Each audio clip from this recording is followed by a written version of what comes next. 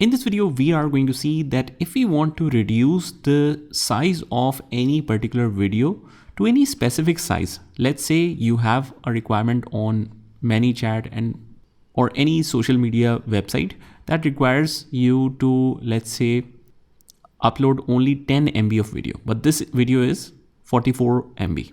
So instead of trying multiple times and then getting the desired results, what we do is just head over to the Google and write here freeconvert.com/video compressor. Click on that, click on choose files, and you choose the files from your device. Go to the desired location, select the file, open it up, and here we can customize all the settings. Output should be MP4. In the settings, when you click on the gear icon, you have the option to choose a compress method. You can compress it by percentage, or you can target a file size. So for example, I want this to be of 14 MB, or let's say 10 MB only. And that's it. We click on apply settings, and after that you click compress now, and it will process a little bit. It will upload the video and then provide you the compressed version of it.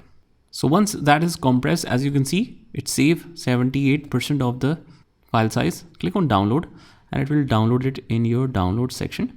And there you go. We have this file of only 9.27 MB, and the quality is still very, very nice.